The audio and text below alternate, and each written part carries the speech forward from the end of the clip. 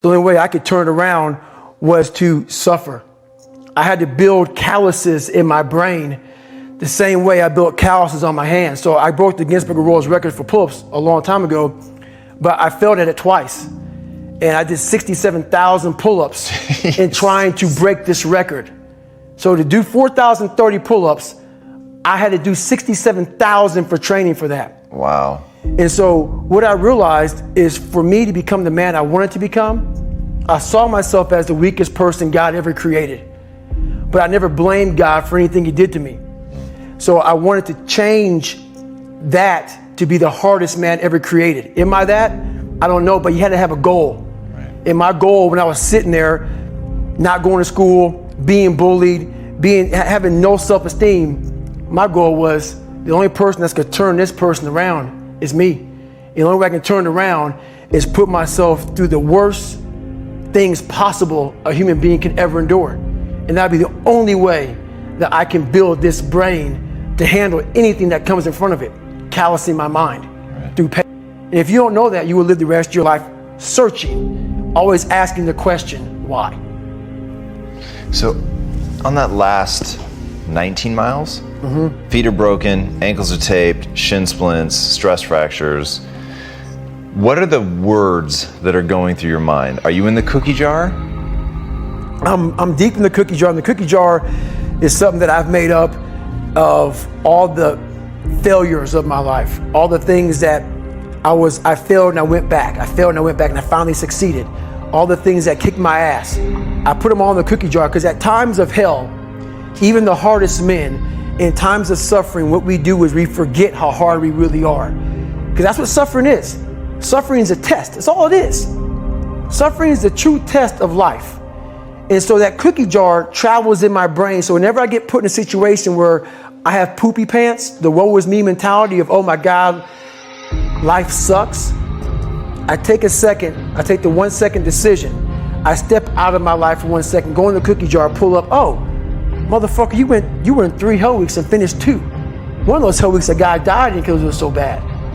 Oh, you are a motherfucking badass. You are. I put it back in the cookie jar and I remember who the fuck I really am. I'm not the kid that was called nigga. I'm not the scared kid. This is who I am. It's a reminder of who you truly are at the core of yourself.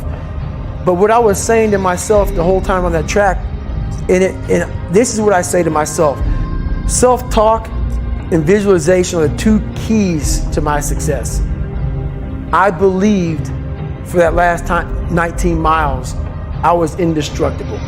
Because I took myself in that chair, crapping up my back, peeing blood down my leg, shin splints, stress fractures. I use all that for motivation versus negativity.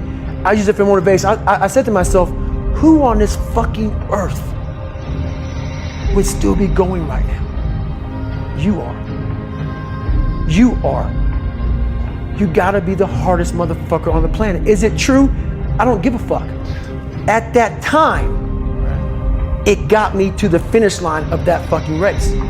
When you continue to overcome, and I had so many obstacles to overcome, so it's actually a benefit to me, but the benefit is not like a benefit like that. You have to have the courage and the patience to overcome and overcome. Before you know it, man, you have a whole medicine cabinet, but there's no medicine in the motherfucker. There's no pre-workout. I don't take none of that shit. All I gotta do is flip my brain, put my finger in there and say, okay, that's a good one. That's all I gotta do, man. I got the Rolodex of just like, go fuck yourself, Goggins, and oh, but you won. Let's do that one today. There's nothing I need. And this is the thing that people don't get about David Goggins. I can't teach it in a 1-minute video. We all have this ability to have our own medicine cabinet. But unless you go in there and put the medicine in there, it's always gonna be fucking empty, man. You're always gonna need the pre-workout. You're always gonna need I don't drink coffee. I don't do none of that. I don't need it. I can run for 70 hours and I have before.